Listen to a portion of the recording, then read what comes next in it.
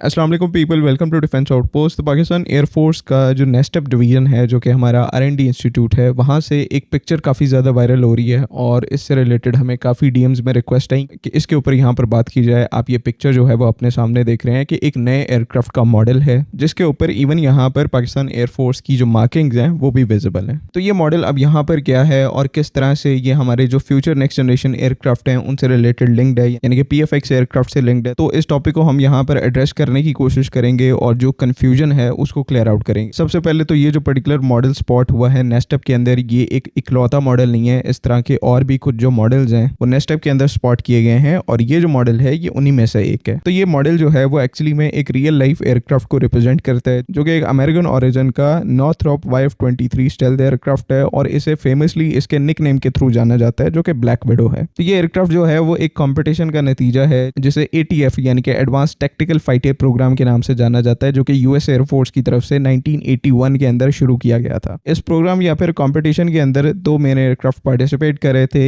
एक ये YF-23 black window था और दूसरा यहाँ पर मोस्ट फेमस YF-22 था, जो कि आगे चल के F-22 रैप्टर बना। तो ये दोनों ही एयरक्राफ्ट YF-22 और YF-23 US एयरफोर्स के ATF प्रोग्राम के अंदर मेन प्लेयर्स थे, कंपेटिटर्स थे और US एयरफोर्स की तरफ से इनमें से एक एयरक्राफ्ट सेलेक्ट किया जाना था। अल्टीमेटली यहाँ पर YF-22 को सिलेक्ट किया गया, जो कि आगे चल के F-22 रैप्टर बना और ये जो YF-23 ब्लैक विडो है इसको ड्रॉप कर दिया गया, यानी कि रिजेक्ट कर दिया गया। मेन इशू इस एयरक्राफ्ट में ये था, हालांकि ये एयरक्राफ्ट जो है वो F-22 से ज्यादा स्टेल्थी और ज्यादा फास्ट था, लेकिन जो F-22 है या उस टाइम का YF-22 वो बहुत ही ज्यादा मैन्यूवरेबल था और 1980s 90s में किसी भी फाइटर एयरक्राफ्ट के अंदर जो मैन्यूवरेबिलिटी है वो एक बहुत बड़ा एस्पेक्ट था, क्योंकि उस टाइम के ऊपर जो modern beyond visual range missiles हैं उनका कॉन्सेप्ट नहीं था। तो एयरक्राफ्ट जितना एजाइल था, जितना मैन्यूवरेबल था, उतना ही बेस्ट था, उतना ही उसके सर्वाइव करने के जो चांसेस हैं वो ज्यादा थे, क्योंकि डॉग फाइट का कॉन्सेप्ट एग्जिस्ट करता था। कॉन्सेप्ट तो आज भी एग्जिस्ट करता है, लेकिन आपको पता है आजकल के जमाने में जो बियॉन्ड विजुअल रेंज कॉम्बैट है वो काफी ज्यादा इवॉल्व हो चुकी है, लॉन्ग रेंज की मिसाइल्स आ गई हैं, तो जो डॉग फाइट का कॉन्सेप्ट है वो इतना ज्यादा अब रेलेवेंट नहीं रह गया। लेकिन 1980s और 90s में टाइम डिफरेंट था, तब जो है मोर मैन्यूवरेबल एयरक्राफ्ट की ज्यादा डिमांड थी। इस वजह से F-22 रैप्टर जो है सिलेक्ट हो गया और ये जो YF-23 ब्लैक विडो एयरक्राफ्ट है ये रिजेक्ट हो गया। हालांकि अगेन ये जो YF-23 एयरक्राफ्ट है इसका डिजाइन F-22 से ज्यादा स्टेल्दी था। खैर आप लोगों को पता लग गया थोड़ा सा हिस्ट्री का कि इस YF-23 ब्लैक विडो एयरक्राफ्ट की हिस्ट्री क्या है। अब यहाँ पर बात करते हैं कि इसी एयरक्राफ्ट यानी कि YF-23 का जो एक मॉडल है वो पाकिस्तान एयरफोर्स के पास क्या कर रहा है या फिर पाकिस्तान एयरफोर्स के प्रोजेक्ट के साथ क्यों लिंक्ड है। तो इस मॉडल का पाकिस्तान में स्पॉट होना और नेस्टअप इंस्टीट्यूट के अंदर स्पॉट होना ये एक बहुत ही इंपॉर्टेंट पॉसिबिलिटी को हाईलाइट करता है कि पाकिस्तान एयरफोर्स की तरफ से इस YF-23 ब्लैक विडो एयरक्राफ्ट की जो एरोडायनामिक इवैल्यूएशन है उसको कंडक्ट किया गया है, यानी कि इस एयरक्राफ्ट के डिजाइन को स्टडी किया गया है अपकमिंग जो हमारे नेक्स्ट जनरेशन एयरक्राफ्ट के प्रोजेक्ट हैं, जिस तरह से PFX हैं उनके लिए। क्योंकि जब आप स्टेल्थ एयरक्राफ्ट बना रहे होते हैं या फिर आपका प्लान होता है एक स्टेल्थ एयरक्राफ्ट को बनाने का, तो उसमें सिर्फ आप यहाँ पर स्टेल्थ एयरक्राफ्ट के अंदर यूज होने वाले मटेरियल के ऊपर नहीं फोकस करते, बल्कि एक एयरक्राफ्ट को स्टेल्थ एयरक्राफ्ट बनाने में उसका जो डिजाइन है वो एक बहुत बड़ा रोल प्ले करता है। ज्यादातर लोग समझते हैं कि किसी भी एयरक्राफ्ट को स्टेल्थ बनाने के लिए सिर्फ उसके ऊपर जो स्टेल्थ कोटिंग है उसको कर दिया जाए, रेडार एब्जॉर्बेंट मटेरियल की कोटिंग, तो वो एयरक्राफ्ट जो है वो स्टेल्थ बन जाता है। ऐसा यहाँ पर बिल्कुल भी नहीं है। रेडार वेव्स को यहाँ पर सिर्फ एब्जॉर्ब नहीं करना होता, जो कि स्टेल्थ मटेरियल का काम है, बल्कि उन्हीं रेडार वेव्स को आपका एयरक्राफ्ट के अंदर कैपेबिलिटी होनी चाहिए कि वो उन्हीं रेडार वेव्स को डिफ्लेक्ट भी कर पाए। यानी कि आपके एयरक्राफ्ट का डिजाइन ऐसा होना चाहिए कि रेडार की जो वेव्स हैं वो टकरा के वापस ना जा पाए, बल्कि टकरा के इधर उधर डिफ्लेक्ट हो जाए। इसके लिए यहाँ पर स्टेल्थ एयरक्राफ्ट के जो डिजाइन है उसमें बहुत चेंजिंग होती है, जो एजेस हैं वो शार्प होते हैं और एयरफ्रेम के ऊपर कोई भी ऐसी जगह छोड़ी नहीं जाती जहां से कोई भी रेडार वेव रिफ्लेक्ट होकर वापस चली जाए। तो YF-23 का जो डिजाइन है, जिस तरह से पहले बताया कि इवन F-22 रैप्टर से, जो कि इस टाइम के ऊपर दुनिया का सबसे स्टेल्दी एयरक्राफ्ट है, उससे भी ज्यादा स्टेल्दी डिजाइन है YF-23 का, और पाकिस्तान एयरफोर्स का इसी डिजाइन को स्टडी करना ये एक काफी इंपॉर्टेंट पॉइंट यहाँ पर हाईलाइट होता है कि पाकिस्तान एयरफोर्स अपने जो नेक्स्ट जनरेशन के एयरक्राफ्ट हैं उनमें स्टेल्थ को काफी ज्यादा प्रायोरिटाइज कर रही है। कई एयरफोर्सेज होती हैं जिनकी फिलॉसफी डिफरेंट होती है स्टेल्थ एयरक्राफ्ट को लेकर। जिस तरह से रशिया है, उनका जो Su-57 एयरक्राफ्ट है उस एयरक्राफ्ट को लेकर उनकी फिलॉसफी डिफरेंट है, वो स्टेल्थ को इतना ज्यादा प्रायोरिटी नहीं दे रहे या फिर वो इसको स्टेल्थ एयरक्राफ्ट बना नहीं पा रहे। खैर जो भी है, पॉइंट यहाँ पर ये है कि स्टेल्थ एयरक्राफ्ट को लेकर फिलॉसफी हर एयरफोर्स की डिफरेंट होती है। पाकिस्तान एयरफोर्स का यहाँ पर केस डिफरेंट है। हम स्टेल्थ को यहाँ पर प्रायोरिटी देना चाहते हैं अपने जितने भी फ्यूचर के स्टेल्थ एयरक्राफ्ट हैं उनके अंदर, जो कि एक सही स्ट्रेटेजी है और हर मॉडर्न एयरफोर्स इसी स्ट्रेटेजी के तहत अपने जो नेक्स्ट जनरेशन एयरक्राफ्ट हैं उनको बना रही है। तो ये जो डिफरेंट मॉडल्स हैं, चाहे यहाँ पर YF-23 का मॉडल है या बाकी और जितने भी मॉडल्स हैं, इनको पाकिस्तान एयरफोर्स और नेस्टेप जो है वो स्टडी करती है। इन डिज़ाइन की जो खास बात है, क्या एडवांटेजेस हैं इनके अंदर, क्या डिसएडवांटेजेस हैं, उनको स्टडी करके, एरोडायनामिक प्रोफाइल को स्टडी करके, तो यहाँ पर ये जो सारा डाटा है वो हमारे PFX प्रोजेक्ट के डिज़ाइन के अंदर इस्तेमाल किया जा रहा है। क्योंकि जो मैंने पहले पॉइंट हाईलाइट किया था कि स्टेल्थ एयरक्राफ्ट को सिर्फ स्टेल्थ मटीरियल से स्टेल्थ एयरक्राफ्ट नहीं बनाया जाता, बल्कि उसके डिज़ाइन से भी वो स्टेल्थ एयरक्राफ्ट बनता है। तो ये एक इंपॉर्टेंट एस्पेक्ट है कि पूरी दुनिया से जितने भी स्टेल्थ एयरक्राफ्ट के प्रोजेक्ट हैं, स्पेशली US के जो प्रोजेक्ट्स हैं, क्योंकि ऑलमोस्ट ये यहाँ पर स्टेल्थ टेक्नोलॉजी के पाइनियर हैं। पहला जो operational combat proven stealth aircraft था वो F-117 नाइटहॉक, जो कि US की तरफ से बनाया गया था। तो US के जो प्रोजेक्ट्स हैं स्टेल्थ एयरक्राफ्ट के, उनको स्टडी करना और उनसे वैल्यूएबल डेटा एक्सट्रैक्ट करना, ये हमारे अपने जो एयरक्राफ्ट के प्रोजेक्ट्स हैं उनको डेफिनेटली फ्यूचर में जाके हेल्प आउट करेगा। और यही वजह है कि पाकिस्तान एयरफोर्स का जो नेस्टेप इंस्टीट्यूट है उसके अंदर ये डिफरेंट टाइप के मॉडल्स पड़े हुए हैं, जिनकी एरोडायनामिक स्टडी जो है वो हमने कंप्लीट की है। और अब PFX एयरक्राफ्ट की डेवलपमेंट के अंदर ये जो पूरा डेटा है उसको इस्तेमाल किया जा रहा है। लेकिन ये बात मैं यहाँ पर क्लियर करता चलूँ कि ये PFX एयरक्राफ्ट के डिज़ाइन बिल्कुल भी नहीं है, और ना ही PFX एयरक्राफ्ट जो है वो ऐसा दिखेगा, चाहे PFX अल्फा हो या PFX 5th जनरेशन हो, वो ऐसे बिल्कुल भी नहीं दिखेंगे। उनके डिज़ाइन जो है वो डिफरेंट हैं। PFX अल्फा जो है वो JF-17 के डिज़ाइन से इंस्पायर्ड है। JF-17 की तरह दिखने वाला ये एयरक्राफ्ट होगा, JF-17 का ही स्टेल्थियर वर्जन आप यहाँ पर कह सकते हैं, जो इंडिकेशंस है यहाँ पर। और जो डेडिकेटेड PFX एयरक्राफ्ट है जो कि 5th जनरेशन एयरक्राफ्ट है, उसका डिज़ाइन भी यहाँ पर डिफरेंट होगा, और हो सकता है यहाँ पर कान एयरक्राफ्ट से वो जो एयरक्राफ्ट है वो इंस्पायर्ड हो, या फिर कान एयरक्राफ्ट ही हो, क्योंकि ज़्यादा लोगों का यहाँ पर ख्याल है कि PFX के तहत जो 5th जनरेशन एयरक्राफ्ट हम बना रहे हैं वो बेसिकली यहाँ पर तुर्किश कान एयरक्राफ्ट का ट्रांसफर ऑफ टेक्नोलॉजी होगा। क्योंकि ये बात तो पहले से कंफर्म्ड है कि कान एयरक्राफ्ट का जो डिज़ाइन है, एरोडायनामिक डिज़ाइन है, उसको रेडी करने में पाकिस्तान के जो एरोस्पेस इंजीनियर्स हैं वो भी इन्वॉल्व थे तुर्किश इंजीनियर्स के साथ। ये तो तुर्की की जो मिनिस्ट्री ऑफ डिफेंस है उन्होंने खुद यहाँ पर कंफर्म किया हुआ है। तो अच्छे चांसेस हैं कि यहाँ पर कान का ही डिज़ाइन जो है वो PFX के तहत 5th जनरेशन एयरक्राफ्ट बने। और जो PFX अल्फा है, क्योंकि वो JF-17 थंडर का ही एक बेटर वर्जन है, तो वहाँ पर थंडर एयरक्राफ्ट का ही जो एक मॉडिफाइड वर्जन है, उसी डिज़ाइन का एक मॉडिफाइड वर्जन है, उसको यहाँ पर यूज़ किया जाएगा। तो ये डिस्कशन तो खैर वक्त के साथ साथ कंफर्म होती रहेगी, चलती रहेगी। लेकिन ऐसी जो अपडेट्स हैं, ऐसी जो अप्रोच है, ये एक चीज़ काफ़ी क्लियर कर देती है कि पहले की निस्बत पाकिस्तान एयरफोर्स PFX प्रोजेक्ट को लेकर बेटर प्रिपेयर्ड है। इस दफ़ा R&D का जो स्केल है, उसकी जो अप्रोच है वो काफ़ी ज़्यादा बेटर है। और प्रोजेक्ट अज़म के कंपैरिजन में आज हमारे पास वैसे इंस्टीट्यूट भी मौजूद हैं जो कि PFX जैसे जो प्रोजेक्ट है उसको कैरी आउट कर सकते हैं, जिस तरह से नेस्टेप है, उसके बाद एडेक है, एविएशन डेवलपमेंट कॉम्प्लेक्स। और ये जो एविएशन डेवलपमेंट कॉम्प्लेक्स है, इसको आप पाकिस्तान एयरफोर्स की दूसरी एयरक्राफ्ट फैक्ट्री कह सकते हैं PSC कामरा के बाद, जहां पर इस टाइम के ऊपर नेक्स्ट जनरेशन टेक्नोलॉजीज के ऊपर काम चल रहा है। ये तो जो हम मॉडल्स की बात करें, ये तो वो प्रोग्रेस है जो कि बहुत पहले की जा चुकी है और पब्लिकली है। जो ऑलमोस्ट यहाँ पर 80 to 90% प्रोग्रेस है इन सब के पीछे, वो यहाँ पर अभी भी पब्लिक डोमेन में नहीं है। जिस तरह से 2024 के अंदर पाकिस्तान एयरफोर्स के ऑफिशियल्स ने मेंशन किया था कि अगले कुछ सालों के अंदर हम PFX से रिलेटेड जो टेक्नोलॉजी है उसका रोल आउट स्टार्ट करेंगे। तो वो रोल आउट जो है वो बैकग्राउंड में हो रहा है, एक एक करके जो सिस्टम्स की टेस्टिंग है वो चल रही है, जिनको कपल करके, कंबाइन करके फ्यूचर में आप PFX एयरक्राफ्ट को फ्लाई करता हुआ देखेंगे। तो वही बात कि इस दफ़ा अप्रोच बेटर है, तो होपफुली आपको जो रिजल्ट्स हैं वो भी काफ़ी ज़्यादा बेहतरीन देखने को मिलेंगे। Let's hope for the best. बाकी आई होप कि तमाम चीज़ें यहाँ पर क्लियर हैं। आपका कोई ओपिनियन है तो काइंडली उसको कमेंट्स में ज़रूर लिखें।